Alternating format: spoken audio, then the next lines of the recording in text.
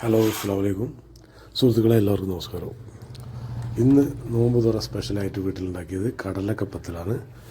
അപ്പോൾ ഇത് ഈവനിങ് സ്നാക്സൊക്കെ ആയിട്ട് എളുപ്പത്തിലുണ്ടാക്കാൻ പറ്റിയൊരു സംഭവമാണ്. ഇതിനായി 1 മണിക്കൂർ മുമ്പേ പുതിർത്തി വെച്ച കടലക്കപ്പരിപ്പ് കുക്കറിലിട്ട് ഒരു വിസിൽ വരുന്നവരെ അടിക്കണം. അതുകൂടാതെ 5 മുട്ടയാണ് എടുത്തത്.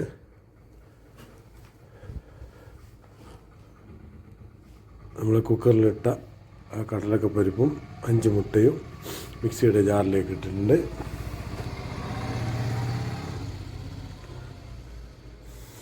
ആവശ്യമായ പഞ്ചസാരയും പിന്നെ എത്ര കടലക്കപ്പരിപ്പ് എടുത്തോ അത്രയും പാല്, വേണ്ടവർക്ക് അത് കൂടാതെ പാൽപ്പൊടി ഇടാം.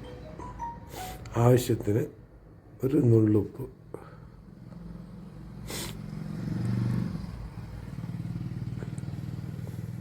പിന്നെ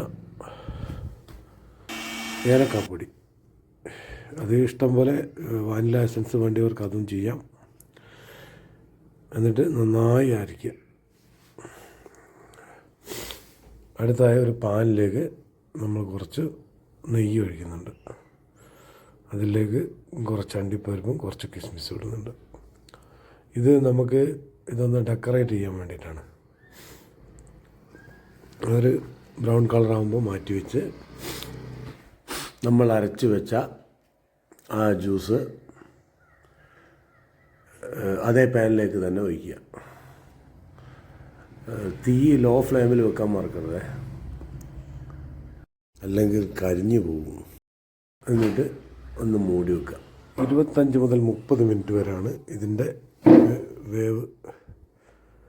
അപ്പം 30 മിനിറ്റ് വേവ് ഉണ്ടെങ്കിൽ ഒരു 20 മിനിറ്റ് കഴിഞ്ഞ് കഴിഞ്ഞാൽ നമ്മൾ ഇതിൽ മാറ്റി വെച്ച ഡെക്കറേറ്റ് ചെയ്യാനുള്ള അണ്ടിപ്പരിപ്പും കിസ്മിസും അതിൻ്റെ മേലെ വെക്കണം. അതിൻ്റെ മുന്നേ വെച്ചാൽ താഴ്ന്നു പോകുന്നതുകൊണ്ടാണ് ആ ടൈം വരെ ഒന്ന് കട്ടിയാകുന്നത്. അപ്പം അരമണിക്കൂർ കൊണ്ട് നമ്മളെ കടലക്കപ്പത്ത് റെഡിയായി. ഇനി ആവശ്യം പോലെ നമുക്ക് ഏത് സൈസിൽ വേണമെങ്കിലും മുറിച്ചെടുക്കാം. കുട്ടികൾക്കൊക്കെ വളരെ ഇഷ്ടപ്പെട്ടൊരു ഈവനിങ് സ്നാക്സാണ്. അപ്പോൾ എല്ലാവരും ഒന്ന് ട്രൈ ചെയ്യുക. നല്ല ടേസ്റ്റ് ഉണ്ടാവും.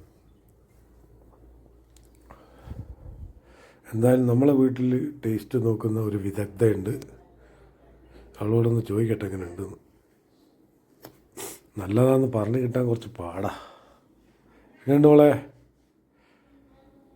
നഫി?